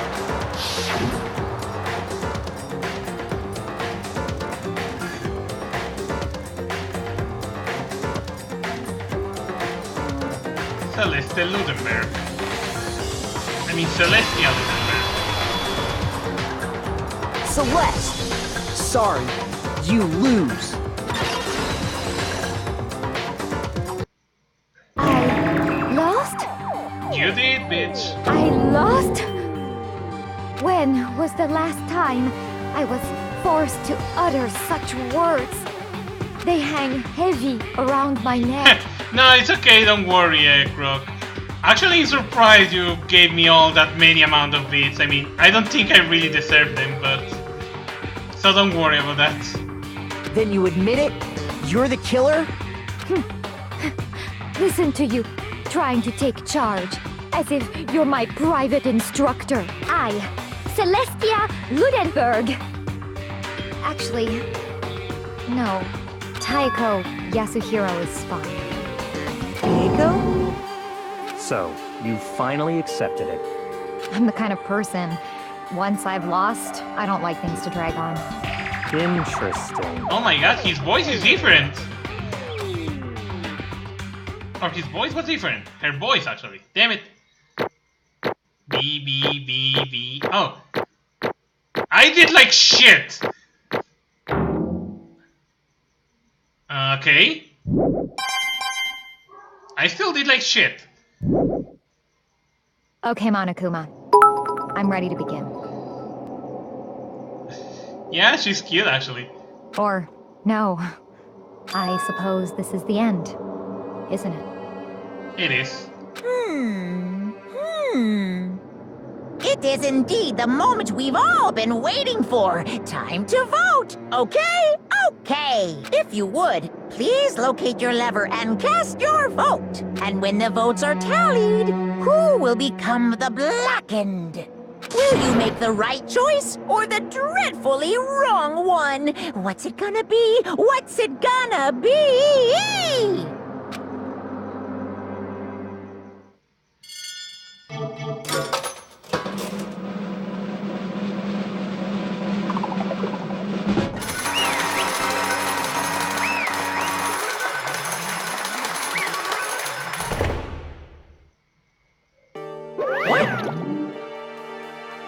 It's basically from my idea at this point, but once again you are totally correct. The blackened this time, the true killer who devised the whole stinking scene was Celestia Ludenberg, or more precisely, Taiko Yasuhiro. Honestly. I lost. Well, that sucks. I was trying to work with someone else was a mistake after all. Hifumi's ineptitude was beyond all my calculations. I knew it. So you really did approach Hifumi with this plan. But how did you get him to agree? I can't imagine he would have happily agreed to commit murder. I'm sure she relied on her specialty, lying. My specialty? Don't make me laugh. I don't have to lie to get him to agree. So then... Then did you use, you know? I knew you figured it out, Kyoko. You're absolutely right. To get Hifumi act as my accomplice, Indeed. I used her. For everyone who's still left, I will avoid mentioning it by name, but it was the one thing Hifumi and Taka were both separated. Does she mean... Is she talking about alter ego? Say what? What? What? What? What are you talking about? Just a second. Don't interrupt. We're in the middle of a very important conversation here. I'm totally out of the loop as usual, so sad. In other words... Then you're the one who stole it. Indeed. That's right. I see. And you used it to drag Hifumi into the plan you come with me. Right again. Last night, after we had the meeting about how it disappeared, I paid Hifumi a little visit. What are you doing here? Actually... I was hoping I could talk to you alone. It's about what was stolen. I know who did it. What? What? Are you okay with It this? was Taka. He stole it. What? So And I then, have proof. Would you like to see it? As it turned out, I found a usage for the digital camera. I take you know what's Taka room early and took picture of it there. I delete the picture as soon as I show it to Hifumi, of course. Damnation! So it was him. But how did he do it? She was supposed to yell if there got close to her. You are correct, which is why Taka forced me to steal it. Say what? What? as for me, Please forgive me. He threatened me. Oh, He did? as for me, He came to my room last night announcement, and then it's hard for me to even say. He abused me. what? What? And he took pictures. He said if I did not do so as he asked, he will show them to everyone. So I had no choice. Damnation! That's a crime, an absolute crime. I mean, I knew he'd gone a little crazy, but What? I never imagined he will go that far. It was amazing how completely he bugged it. I can't express how enjoyable that was. I'm about to say something I never said before in my life. I'm going to kill him. I'm going to fucking kill him. most unfortunate. Wait, please. If you go now, you will be playing right into his hands. Huh? Actually, Taka is planning to use her to escape. And he started. What? Escape? You don't mean? Taka is going to try to kill you. What? What? indeed. And also he can keep her to himself. That bastard! Bastard! Honestly, Can we allow him to continue with these barbaric acts? Absolutely not. How could I? She... I swear, I have to save her! actually, Then, would you like to join with me? It just so happens I have to come up with a plan. Huh? I have to devise a way to reclaim what he has stolen and escape this dreadful situation. And with that, it's complete. Huh? What are you talking about? Oh, nothing. Hifumi agreed without a second thought. The effect that item had on him was remarkable. The power of love, even a love as twisted as that, can still drive people mad. It will seem. You disgust me. I see. I have another question for you. What's the strange custom Hifumi creation? indeed. Yeah, it was a real pain in the butt too. All I asked him to do was to make something to hide the face and general body size. I had no idea he made something like that, but it's my fault for picking him in the first place. but So why did you decide to make me the suspect? Because you're stupid. That's it. Let's see. And in that regard, I made the right choice. I'm so glad your stupidity surpassed my very expectation. Life must have been tough on your parents. I feel like I could cry. Well, But when you were explaining your plan to Hifumi, how did you explain the part about him playing dead? What she was asking is, what was Hifumi supposed to do after that, assuming you had actually let him live? Are you okay with this? That's it. After he did his part and pretend to be dead, when someone showed up, I told him to say he'd been seriously wounded. He was on the verge of death, but he just barely held on. And he really believed that. Well, of course, that wasn't all that was it to it. As I explained to Hifumi, the plan was, while you were all questioning him about what had happened to him, I was going to murder someone else. At that point, Hifumi will have an alibi, so nobody could adopt him. I told him that, and he believed it. It all seems very straightforward, stereotypical. I just matched the lie to level the opponent. In fact, Hifumi hated it. He believed the lie however had, right up until the moment of his death. So in the end, So, you planned to kill him all along. But of course, there would have been no point to my plan if the one who pretended to be dead did not end up dead himself. What the heck? How can human life mean so little to you? Well, That's no issue. I simply did everything in my power to. don't be mean! No, you sound like Byakuya. I wonder about that. No, he derives his pleasure from the thrilling of the hunt in the aspect.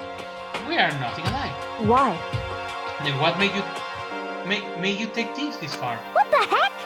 Was it literally just for money? Are you talking about the $10 million Monokuma offered us? That is a lot of money, it's true.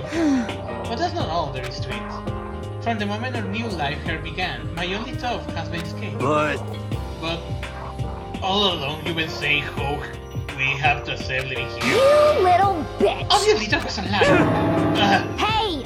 I could not take it. I hate it from day one. More than anyone else in here. You little I want to get out. Every day was fresh for too. And do you know why? Why? This is fine. Because I had a dream. And accepting a life here will have been nothing less than giving up on my dream forever. Honestly. And there was no way that I could ever do that. In the underground world of gambling, I risked my life to make a metaphorical killing. As for me... And it was all for that dream. And what was this dream of yours? Isn't it wonderful? To live in an European castle. A castle? And to gather handsome men from all over the world to serve as my butlers / bodyguards. I was going to make them dress up like vampires and satisfy my every need. Once I obtained that, I would have created a perfect aesthetic world of decadence. This is fine. Living the rest of my life there was my only dream, my only goal. That's what life is all about. Combined with my own winnings, Monokuma's $10 million would have made that dream reality. I got right to the edge, but... There is nothing to be done. Unfortunately, my dream has been scattered to the wind. Still, I don't have any regrets. I pursued my dream till the very end. So why would I? Just the worst. You sound so passionate, but you were really able to kill your own friends for it. Oh. Are you asking me to feel guilty? That's a pointless endeavor. I think nothing of sacrificing others for my own end. I feel nothing. See? I was not the only one who I will kill for money. Do you understand? That's all there is to me. That's what makes me complete. It's not that terrifying how different our values are? There is simply no room for understanding. What is this? That's what we should be saying, and plus, how can you be so calm? Do you realize you're about to die? Why are you scared? My alibi is a lie unremarkable, and I take pride in that. It's not just other people I can't even fool my own emotions. The constitution decisive isn't constitutional. And that's why you are not scared? Yes, indeed. That's right, I don't feel dead. Kill me however you like. But you know, if I could be reincarnated, if I had a choice then, Isn't it wonderful? I think I would like to come back as Mary Antoinette. Hey. You just get executed again. She smiled then, and when she did help me like a poor effort to force it, she claimed she could fool her own feelings. But that statement itself must have been her final lie. And that weak-faced smile is what betrayed her. Chills! Kills! You all done? Okay, then let's go rolling. The black ant disturbs the peace and must pay the price. Now then, I Now prepared then. a very special punishment! Maybe, I don't know, depending on the situation and depending the amount of money. Let's give it everything we've got! I mean, if you put me in a certain situation, I might do it. I don't know. I never got in a tough situation. I guess I'll let Kyoko hold on to this. What? Will it really give you the hope you're looking for? I can't say I ever saw it that way. Which is why... Actually, it's not important. Well then... Take care, everyone. Perhaps we'll meet again. In another life. So we got our first... Nah, it's okay, don't worry. We're not in a life or death situation. We're in the real world. We don't have to worry about money in the real world. If you need money, only get a job and that's it.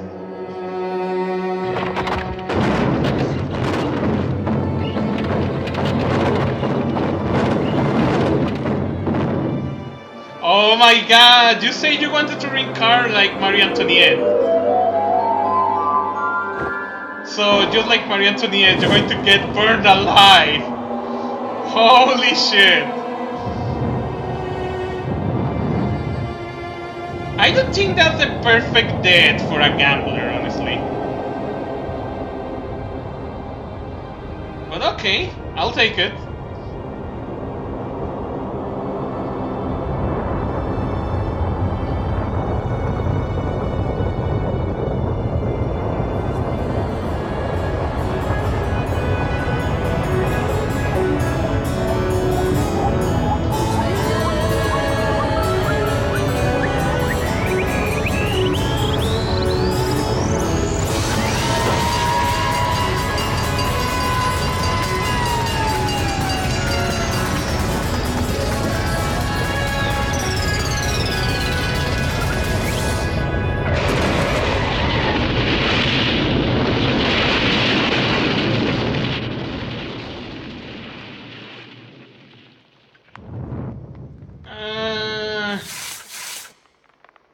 me sadistic, but I was not expecting also that kind of a death was perfect for a gambler. I mean, yeah, that was cool, but I don't know. For a gambler, don't you think would be better tie him to a giant roulette and shoot darts at her?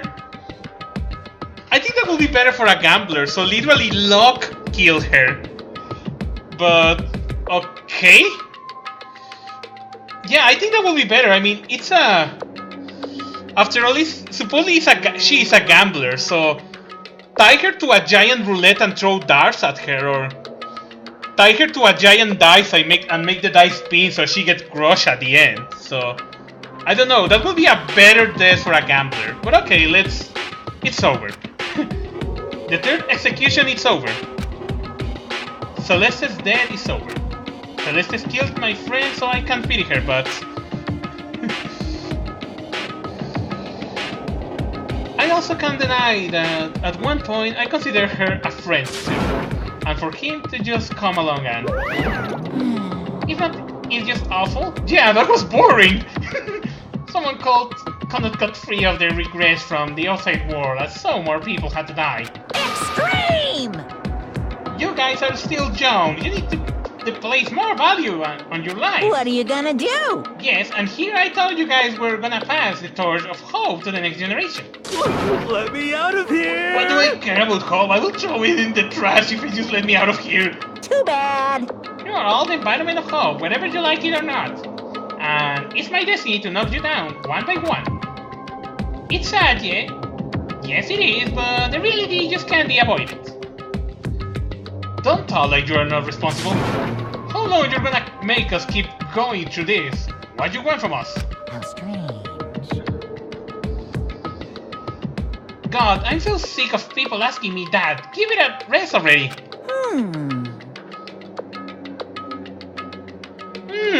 That can work. So anyway, Yoko, did you get some kind of key type object from Celeste? Hey! So, what's the deal with that? What? What's the matter? So then, I will answer your question if you answer mine. you... What did you do? What did you do to me? Ooh. What? Hey, Answer me. What did you do to my body? Ooh. Oh man, oh jeez, oh man, oh jeez. What do you mean, what did I do? I have no idea. I don't know anything about it. What was that just now? The mastermind did something to Kyoko's body? What does that mean? Hello. Okay, things are getting kinda awkward. I think it's about time to get out of here. Well? Meanwhile, you guys can go and enjoy your school life. If you get lonely, give me a shout. Not that I will do anything about it, of course. See ya later! Yeah. Monokuma disappeared, leaving us all depressed and in despair. 1, 2, 3, 4, 5, 6, 7. Okay, there's 7. Although it was not all despair, there was one small hope. Hey Kyoko, Monokuma already mentioned it, but what's that key that Celeste gave you? so... Most likely, it's the key to the one of the dressing room lockers. Huh? What? Then that means Celeste probably hid it in there. Hey, I suppose sometimes it's easier to miss what you're right beneath your nose. Well, then we better go check. Indeed. Good idea. We left the courtroom and rushed to the dressing room. As we approached the dressing room, Kyoko looked back at us and said, Hey, I'm going to go alone from here. Everyone else, head to the dining hall. I will check in with you later. What? Why exactly are you going alone? so... Do you even have to ask? As he spoke, she glanced quickly at the surveillance cameras. Come on. That's not what I mean. Why you? There's still the risk of spy, you know. Then I will go. What? I will too. You? Please let me go. Standing here arguing is just going to draw more attention to Goodbye. us. Do whatever you want. Thank you, Akuya. well then. Then it's up to you. Yo! I'm gonna go to the dining hall, okay? So Makoto and Kyoko are gonna go together? Does that mean what I think it means? Okay. Good luck, Makoto, girls. Like her, are totally pushovers, but you show a little backbone. Shall we go? Yeah, let's go. So then, We need to get into the locker. Kyoko got the keys, so let's give it lock with locker. You really came. Good morning. It's been a while, hasn't it? It says 10 minutes. I never heard Kyoko sound so relieved. It was like she was speaking from the bottom of the heart. I did just get what Celeste asked. I didn't say a word. I stayed quiet the entire time. No. Oh, and I think I might be able to open the last set of files soon. Maybe as early as tomorrow. I'm doing my best, so please wait just a while longer. So now we can officially say the case is closed. As far as this is concerned, sure, but can we take a second? Since we have this opportunity, I want you to be honest with me. Kyoko, please tell me, what are you trying to do all on your own here at the school? Is that why you want to come here with me? However... Regardless, that's not something you need to know right now. I don't need to know. That just makes me even more worried. What? Worried? Like what happened during the investigation this time? You disappeared and we didn't see you again. Without warning, without explanation. When you do that. Indeed. It's only natural that they think I'm the mastermind spy, right? And you too. No! I believe in you. What? You believe in me? Isn't it obvious? People believe in their friends, right? That's why I want you to tell me. And I want you to believe in me too. Because we're friends. I understand. It's true. Then maybe I can believe in you. Just a little bit more. Then... That's fine. Fine, I will tell you. I'll tell you why I've been disappearing and where I've been going. You see... What I heard from Kyoko then was... Well, frankly, it kind of blew my mind. Right after I told Kyoko I believe in her, she told me a story that was, well, almost unbelievable. I decided I had to confirm what she told me with my own two eyes, so I waited for nighttime to come. And when it did, I went into action. Correct. The boys' bathroom on the second floor doesn't have a surveillance camera or monitoring it. And in the storage closet there, way in the back. She said it was way in the back of the boys' bathroom storage closet. Could Kyoko really be right about this?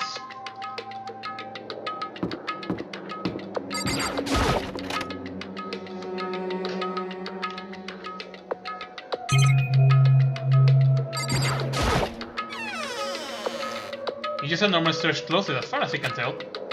Kyoko told me about. Could it really be hiding in there? Apparently. She said it was in the back of the storage closet, but I mean seriously? Without thinking, I placed my hand on the back of the storage closet, and suddenly, as if we're being jacked in, at the same time as I hear that sound, I feel to the wall. I had no idea what was going on. I break every fucking single bone in my body. And when I realized, I was dead. I went to the back of the storage closet. Huh? It turned out, the back wall was like a revolving door, and I made the way to the other side. Just like Kyoko had said. Correct. In the boys' bathroom, second floor, there is a storage closet. And way in the back of that closet, there is a secret room. So this is the secret room, but what's in here? It's just a normal desk with normal drawers. There's a bunch of files and what look like volume after volume of yearbooks. They're all covered in dust. Looking at everything one file at the edge of the bookshelf caught my eye. Home Speak Academic Student Registry is one of the things in here covered in dust. Some been looking recently, I did it from the files. The paper fell out of the file and I turned my attention to it. You must not leave. That's kind of weird. I cannot understand it say like I can't leave, but you must not leave? What is this? My head feels funny. This strange sensation is like deja vu. These words, you must not leave. I've seen them somewhere before, but I can't quite remember. What do I know? What do I know? What don't I know?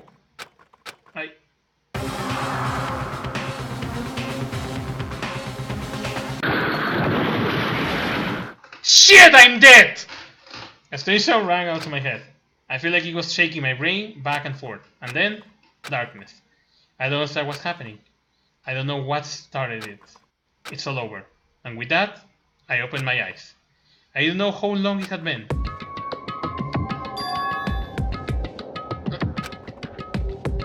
Ow! A Apparently something hit me and I lost consciousness. That's all I understood. The dual throbbing pain in my head probably not much at least. Oh no, the files are gone! An empty bookshelf. Empty? Gone! It's all gone! The yearbook, the sewing registry, and even the note that had fallen on the floor. It's all gone! What does this mean? But my brain refused to do any more work. The insistent pain in my head began to spread across the rest of my body. For now, I should go back to my room, get some rest. My body was heavy with pain, my mind heavy with thought. I dragged myself back toward my room. Somehow I made it back to the first floor of the school. The farther I walked, the more I felt. Things are getting blurry, can't see in front of me. I couldn't stop myself from collapsing right there. And after that... As if from a vast distance I hear a sound. It was a faint but undeniable. The sound. It's coming from the gym. As I desperately hauled my shaky frame toward the gym, the sound got stronger and stronger. What's going on? It can't be nothing here in the gym. Wow, I was expecting to stop the stream and suddenly thing happened. It didn't make a sound as I opened the door to the gym. The sounds coming from inside, meanwhile, only intensified that much more. Sakura?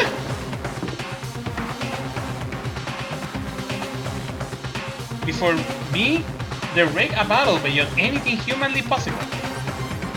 No one's size, not human, that's for sure, but regardless, I couldn't stop staring. I forgot to move or even breathe. Why, you? What do you think you're doing? I asked you a question. What's the meaning of this? How dare you defy me? This wasn't part of the deal! The deal? I've made a decision. I will no longer retreat, no longer compromise, no longer regret. I've made my decision. I'm going to resist you. Sakura was the... Okay, but you do realize what will happen if you go through with this, right?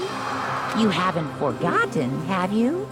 What I'm holding hostage? What am I looking at? What am I hearing? A hostage? Then could it be the mastermind spy is... Oh shit!